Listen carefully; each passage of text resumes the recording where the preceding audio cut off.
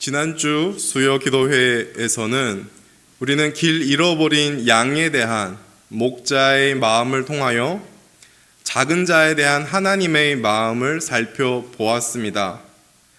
하나님은 작은 자 한 사람도 잃는 것을 원하지 않으십니다.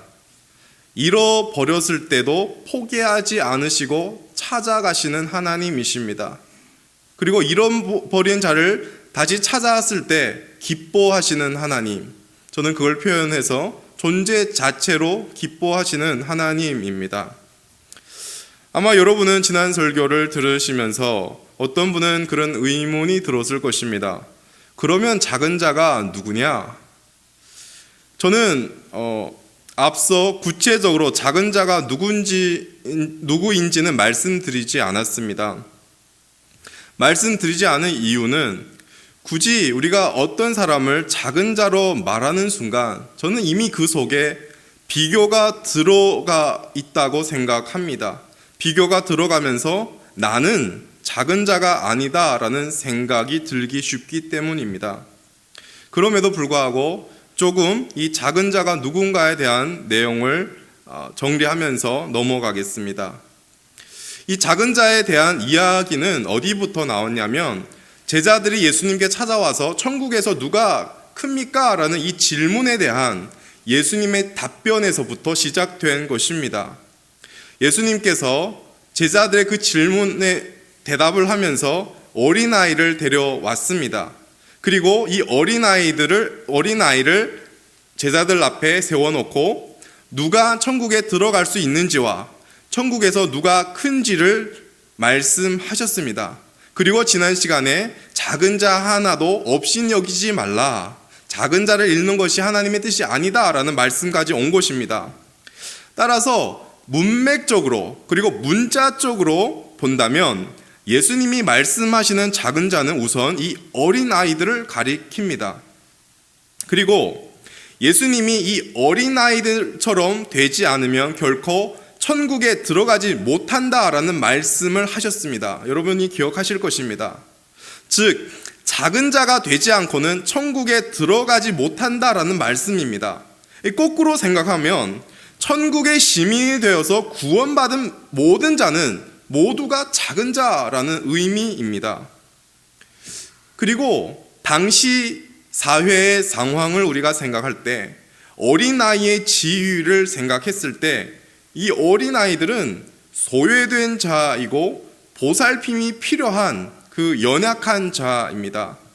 따라서 이 작은 자는 사회적으로 소외된 자들, 신앙 공동체 안에 들어왔지만 신앙 공동체 속에서도 소외된 자들, 신앙이 연약한, 여린 그런 자들, 그래서 돌봄이 필요한 그런 자들도 가리킵니다. 작은 자가 누구인가 라고 생각했을 때 우리는 다른 사람들보다 우선 내가 작은 자라는 것을 기억해야 합니다. 우리는 결코 큰 자가 아닙니다. 우리는 작지만 크신 하나님의 사랑을 받은 사람들입니다. 우리가 길 잃어버렸을 때도 하나님은 절대로 우리를 포기하지 않고 우리를 찾으십니다. 그리고 찾았을 때 기뻐하십니다. 그리고 우리 옆에 있는 그 지체들도 크신 하나님으로부터 동일한 사랑을 받고 있는 존재입니다. 우리 옆에 있는 어느 지체든 상관없이 하나님은 저 지체도 무조건적으로 사랑하셨습니다. 그리고 오늘도 사랑하고 계십니다. 그분이 길 잃어버린 상태에도 하나님은 그분을 사랑하십니다. 하나님은 그분을 택하신 이상 절대 포기하지 않으십니다. 그리고 존재 자체로 기뻐하십니다. 설령 내가 교회 안에 내가 선을 긋고 있는 그 지체, 내가 무시하고 내가 소외시키는 저 지체도 크신 하나님의 사랑을 받고 있다는 것입니다. 따라서 우리는 특별히 누구를 작은 자로 정리하는 것보다 나 자신을 포함하여 모든 지체들을 크신 하나님의 사랑을 받고 있는 작은 자로 바라보고 사랑해야 하는 것입니다. 예수님께서 앞서 이 작은 자 중에 하나도 없인 여기지 말라. 이 작은 자 중에 하나로 읽는 것은 하나님 아버지의 뜻이 아니다. 이런 말씀을 하신 목적은 무엇일까요?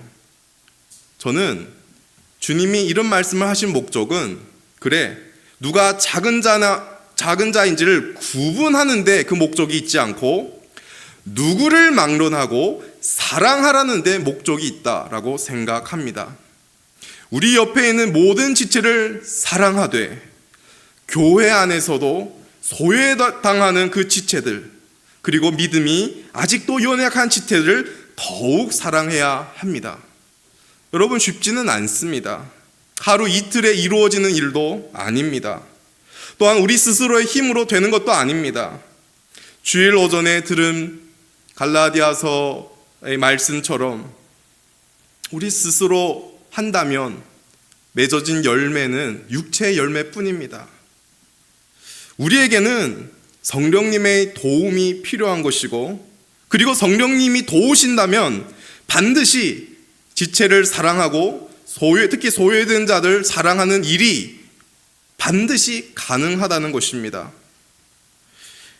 나아가 우리가 옆에 있는 자들을 사랑하고 특히 연약한 지체를 더욱 사랑할 때 우리는 복음으로 행복한 상태이고 그 시점이 우리의 감사가 자라난 시점일 것입니다. 저와 여러분이 성령님의 도우심으로 변화된 그런 모습, 또 우리 천운교회가 복음으로 변화된 그 모습을 우리 함께 주 안에서 기대하시길 바랍니다. 무엇보다 오늘도 저와 여러분이 성령님의 도우심으로 조금씩 변화되고 있다는 사실입니다. 이 사실을 기억하면서 매일매일 성령님을 더 의지하고 도우심을 구하며 주님께 더 나아가시기를 소망합니다.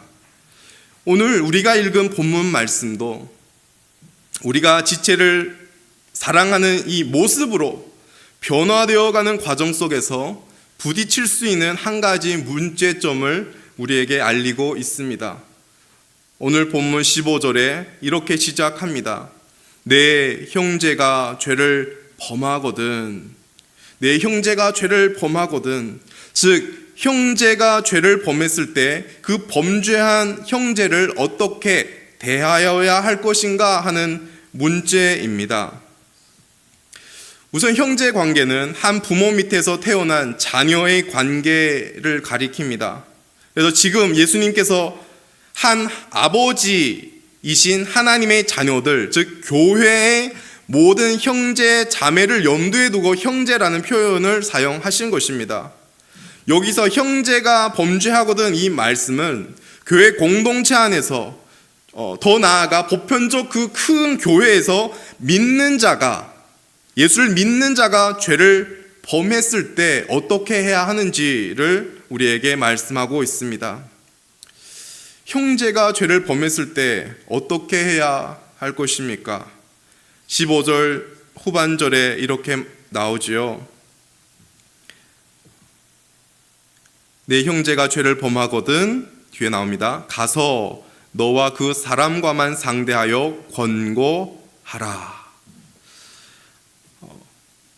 너와 그 사람과만 상대하여 권고하라 이렇게 말합니다. 여기서 권고하라라는 이 말은 단어는 드러내다, 지적하다라는 뜻입니다. 그리고 누가복음에서는 이것을 어떻게 표현했냐면 꾸짖으라, 책망하라 이렇게 표현하고 있습니다. 즉 믿는 형제나 자매가 범죄하는 것을 보게 되면 찾아가서 그의 죄를 드러내라, 권면하라 라는 뜻입니다. 형제나 자매가 죄를 범했습니다. 그리고 우리가 보았는데 그냥 덮어주고 숨겨두고 넘어가서는 결코 안 됩니다.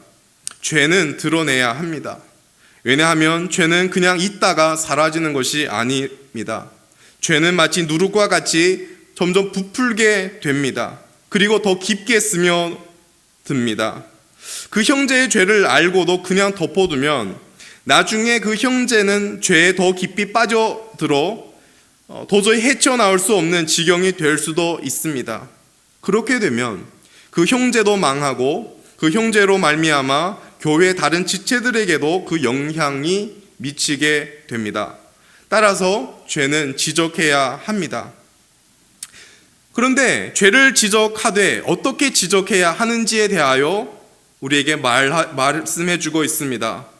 제일 먼저 범죄한 그 형제와 그 범죄를 알게 된 사람 단 둘이서 만나서 조용하게 권고해야 합니다.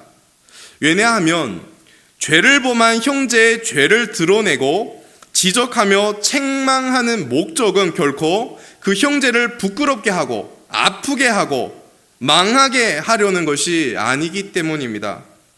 오히려 하나님 아버지를 둔 그 형제를 사랑하기 때문입니다. 그 형제가 그 죄에서 벗어나서 다시 하나님께로 돌아오기를 원해서입니다.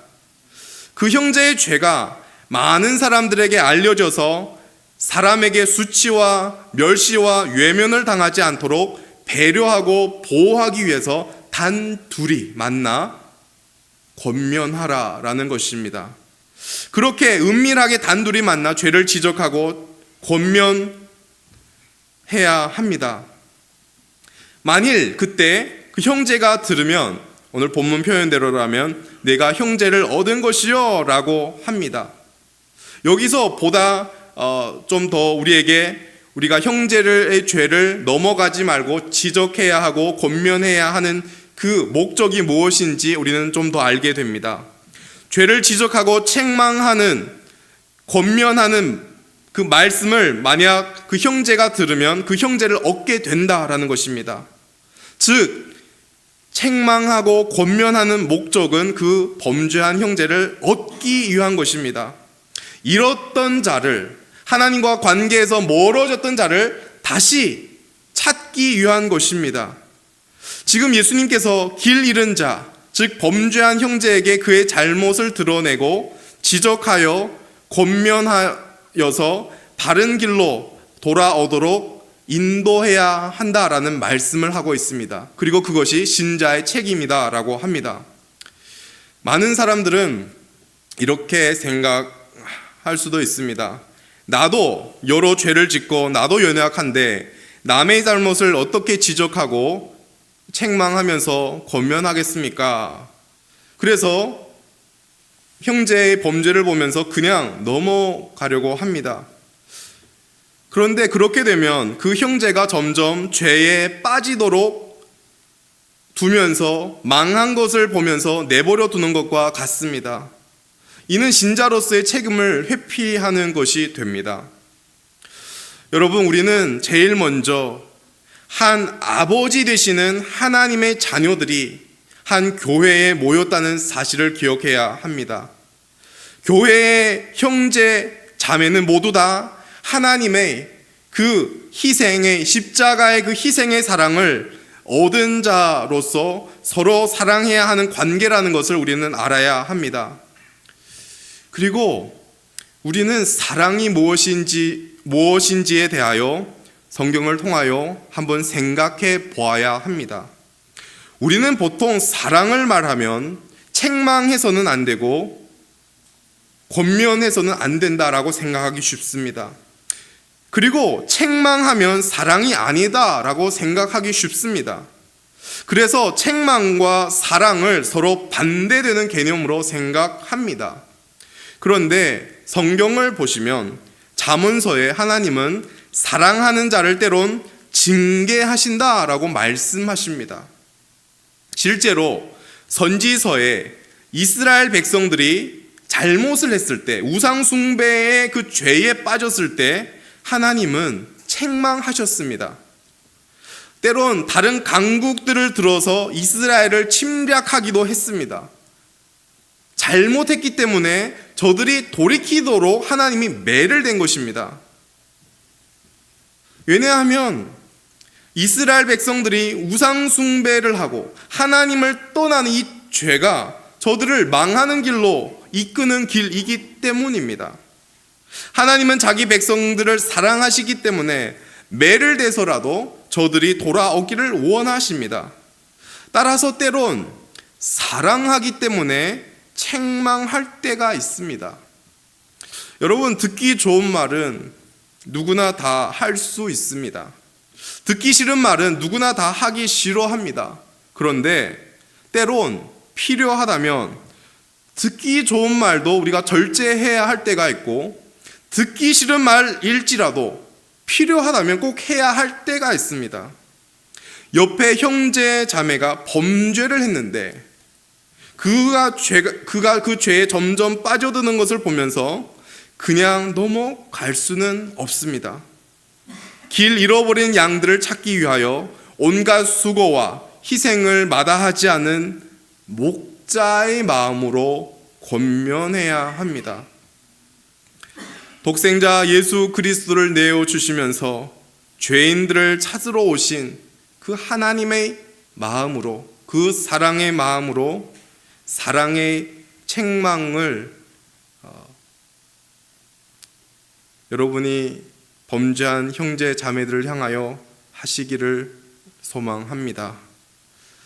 형제의 범죄 앞에서 단둘이 상대하여 책망하는 것이 우리가 범죄한 형제를 상대하는 첫 번째 단계입니다.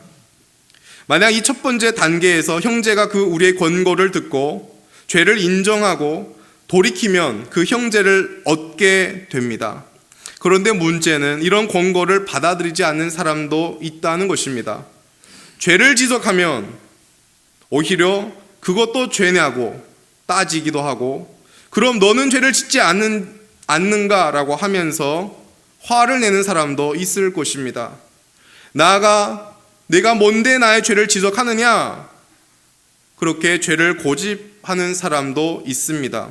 그럴 때 두 번째 단계로 나아가야 합니다. 16절 말씀입니다. 16절 말씀 함께 읽겠습니다. 시작.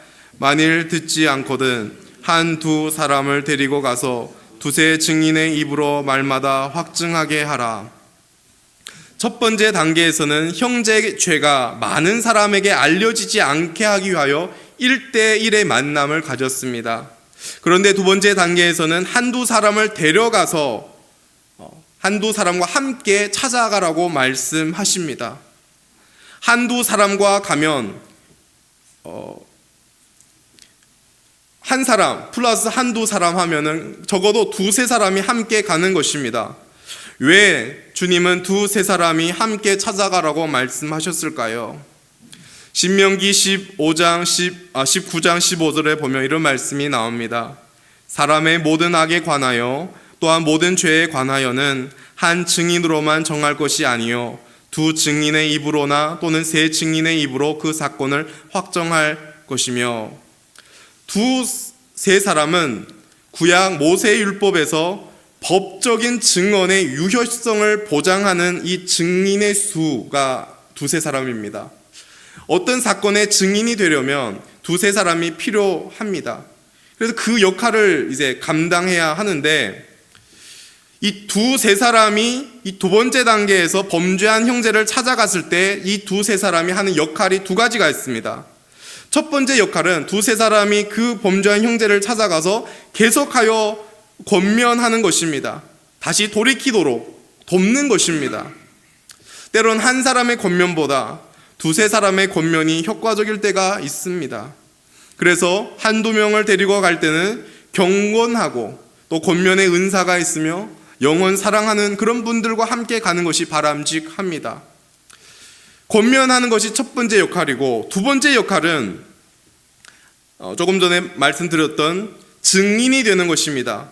이 범죄한 형제의 범죄 사실을 그 자리에서 확인하고 나중에 이 일이 크게 벌어졌을 때 그 두세 사람이 증인이 되는 것입니다. 그래, 이 두 번째 단계에서도 결코 이 형제의 범죄 문제를 더 크게 만들기 위한 것이 아닙니다.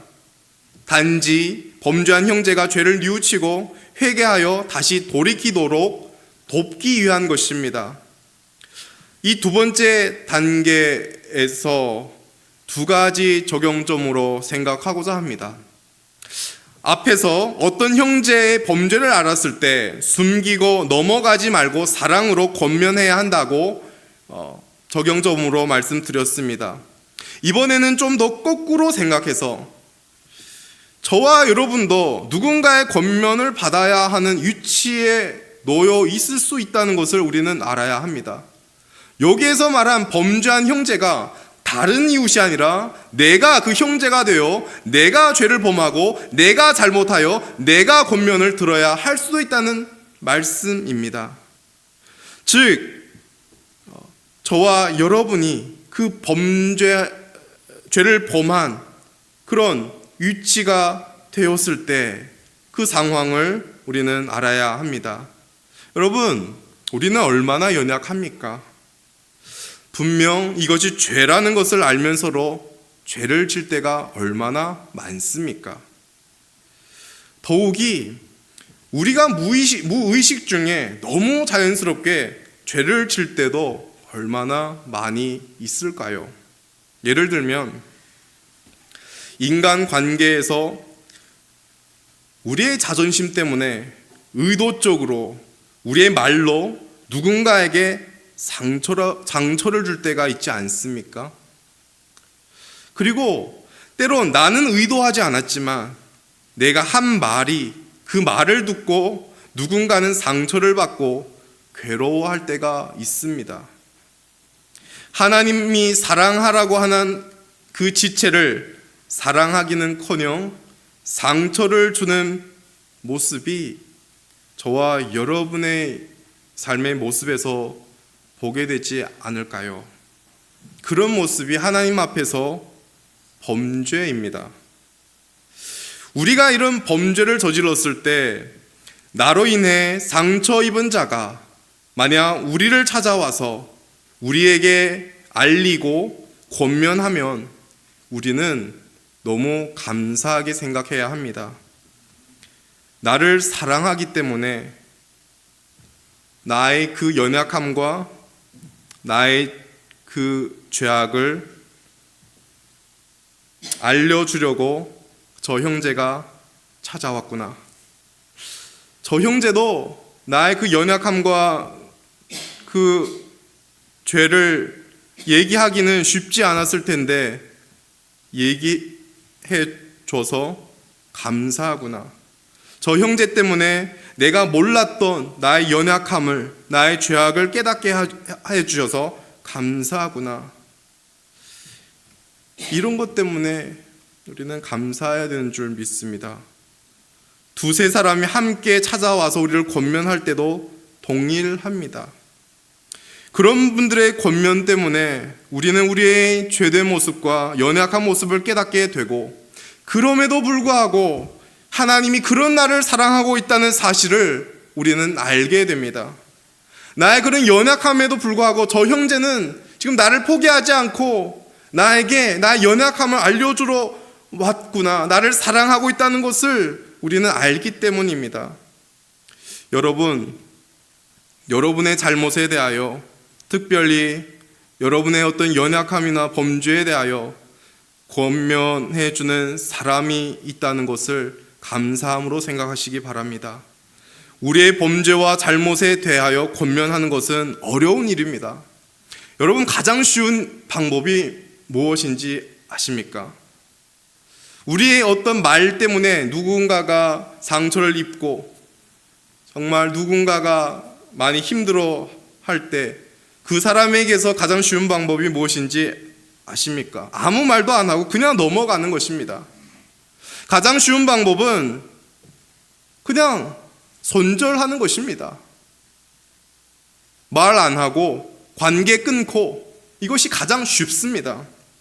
그러나 그리스도인은 가장 쉬운 방법을 선택하는 사람들이 아니라 주님이 말씀하신 방법을 따르는 사람들입니다.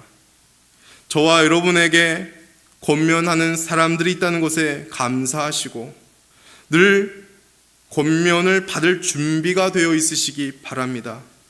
저와 여러분들을 권면하는 분들은 정말로 저와 여러분들을 위한 사람들이고 우리를 사랑하는 분들입니다. 여러분, 우리가 또 한 가지 생각할 것은 두 번째 단계에서 이 두세 사람의 역할이 중요하다는 것입니다. 범죄한 형제를 권면해야 하고 증인이 되어야 하는 역할을 해야 합니다. 형제의 범죄 앞에서 저와 여러분이 그 위치에 서 있을 수도 있습니다. 아니, 우리는 그런 자가 되어야 합니다. 누군가에게 가서 권면을 하려는데 저와 여러분이 먼저 떠오르고 이 사람이랑 함께 가면 믿음이 가고 신뢰가 가고 그런 사람이 되어야 합니다. 그런 신뢰는 하루 이틀에 쌓여지는 것이 아닐 것입니다. 평소부터 우리를 통하여 다른 사람이 우리를 볼 때 우리에게서 경건함이 있어야 하고 무엇보다 형제 사랑하는 마음으로 우리 안에 가득해야 합니다. 또한 우리는 죄를 항상 안 질 수는 없으나 죄를 안 지려는 그 피 흘리는 싸움이 평소부터 이루어져야 합니다. 우리가 평소부터 형제 사랑하는 마음으로 충만할 때 이런 일이 발생했을 때 우리는 그 두세 사람, 그 증인의 위치에 우리는 설 것입니다. 그래서 평소부터 우리는 경건에 힘쓰고 또 한 영혼을 사랑하는 그 마음을 위하여 기도해야 할 뿐만 아니라 힘써야 하는 줄 생각합니다. 이제 마지막 세 번째 단계입니다. 그렇게 두세 사람이 찾아가서 권면했는데도 듣지 않는다면 어떻게 해야 합니까? 17절 말씀입니다. 제가 읽겠습니다. 만일 그들의 말도 듣지 않거든 교회의 말하고 교회의 말도 듣지 않거든 이방인과 세리와 같이 여기라. 먼저 제일 처음에 한 명이 찾아갔습니다. 그 다음 두세 명이 찾아갑니다. 세 번째 이 단계에서는 모든 교인들이 지켜보는 가운데 공개적으로 형제의 범죄를 알리고 증인들로 확정하게 해서 공적으로 처리하라는 것입니다. 만약 이때 범죄한 형제가 돌이키면은 다시 받아주는 것입니다. 그러나 교회의 말도 듣지 않거든 이방인과 세리와 같이 여기라고 주님은 말씀합니다. 여기서 교회에서 이렇게 권면하라는 것은 교회에서 내리는 권징입니다. 우리는 참 낯설지요. 교회에서 공개적으로 징계를 내리는 것입니다. 교회는 권징이 필요합니다. 범죄한 형제에 대하여 여러 차례 권면했는데도 듣지 않는다면 공개적으로 권징해야 합니다. 그런데 과연 권징의 목적은 무엇일까요? 교회에 공개적으로 권징함으로 말미암아 다시 그분이 돌아오기를 바라는 그 목적에 있습니다. 그리고 주님은 지금 교회적으로 이렇게 권면했는데도 여전히 돌이키지 않는다면 이방인이나 세리로 보아야 한다라고 말합니다. 저는 원래 이 말씀은 이렇게 이해를 했습니다. 여러 차례 권면했는데도 돌이키지 않는 그런 사람들은 이제는 소망이 없고 도저히 회복될 수 없는 사람처럼 여기라라는 주님의 말씀처럼 저는 느꼈습니다. 그러나 주님의 의도는 과연 무엇일까요? 이방인과 세리와 같이 여기라. 여러분, 예수님께서는 세리와 이방인들을 어떻게 대하셨습니까? 예수님은 세리와 이방인들을 아무 소망 없는 자들로 여기고 선긋고 현대말로 그들을 손절하지 않았습니다. 그 당시에 종교 지도자들이 세리와 이방인들을 죄인으로 취급할 때 예수님은 그 죄인들을 받아주셨습니다. 예수님은 죄인들과 세리들 그리고 이 이방인들 그들을 포기한 적이 없습니다. 그들과 함께 했습니다. 세리와 죄인들은 예수님께 소망 없는 존재들이 아닙니다. 오히려 예수님의 사랑과 관심과 긍휼을 받은 존재들이었습니다. 따라서 이 세 번째 단계에서 예수님이 하신 말씀은 내가 앞에서 여러 차례 범죄한 형제를 돌이키게 하려고 노력했지만 그가 돌아오지 않았기 때문에 이제는 아무 소망 없는 자로 취급하라 라는 말씀이 결코 아닙니다. 오히려 내가 여러 번 노력했어도 그래도 저들을 포기하지 말라, 그래도 저들을 포기해서는 안 된다 라는 말씀입니다. 여러분, 예수님은 당시 사회에서 죄인 취급받았던 마태복음을 기록하고 있는 세리장 마태, 그리고 삭개오와 같은 이 죄인들의 좋은 친구가 되어 주셨습니다. 예수님께서 이 땅에 오신 이유가 의인들을 위한 것이 아니라 죄인들을 위한 것이라 라고 말씀하셨습니다. 그래서 결국 주님께서 지금 하시는 말씀, 교회의 말도 듣지 않거든 이방인과 세리와 같이 여기라 라는 말씀은 결코 그들을 포기하라는 말씀이 아닙니다. 결코 그들을 절망적인 그런 존재로 여기라는 말씀이 아니라 내가 보기에는 전혀 소망이 없는 저 형제일지라도 절망의 낙인을 찍지 말라라는 주님의 말씀입니다. 왜냐하면 예수님에게 절망적인 사람이 없기 때문입니다. 예수님은 저와 여러분을 한 번도 절망적인 태도로 우리를 상대한 적이 없으십니다. 우리는 죄인이지만 우리를 죄인으로만 상대하지 않으셨습니다.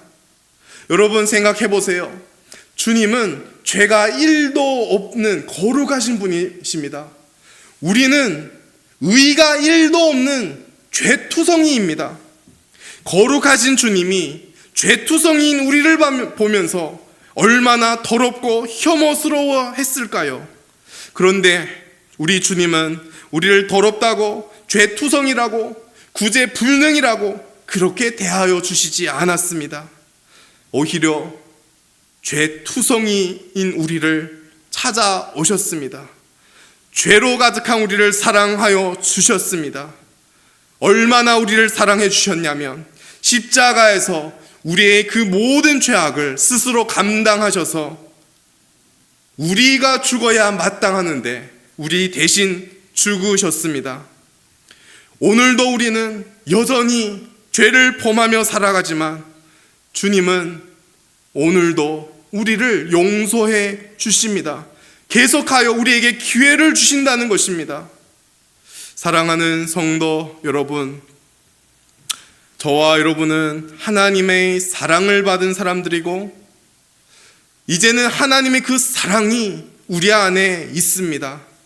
따라서 하나님의 사랑을 받았고 또 하나님의 사랑을 가진 자로서 우리는 범죄한 형제를 어떻게 대해야 할까요? 1대1로 만나 권면하는 것도, 두세 사람이 만나 권면하는 그 목적은 그 형제를 사랑하기 때문입니다. 그 형제가 죄에서 돌이켜서 다시 하나님과 올바른 관계가 회복되기를 원해서입니다. 설령 여러 번 권면해서 돌이키지 않았다고 해서 그 형제를 포기하거나 절망의 낙인을 찍어서는 안 됩니다. 언제나 기다려주고 기회를 주며 다시 돌아왔을 때 용서하시고 받아주어야 합니다. 아까 소자에 대한 이야기를 하면서 우리의 힘과 의지로 불가능하다고 했습니다. 우리가 범죄한 형제를 이렇게 사랑하고 끝까지 용서하고 받아들이는 것도 우리의 힘과 의지로는 불가능할 것입니다. 우리는 성령의 도우심이 필요합니다. 우리는 주의 사랑이 필요합니다. 여러분, 성령의 도우심과 주님을 늘 가까이 함으로 주님의 그 끝없는 사랑과 용서가 저와 여러분을 통하여 범죄한 지체들에게, 연약한 지체들에게 흘러가기를 예수님 이름으로 소망합니다.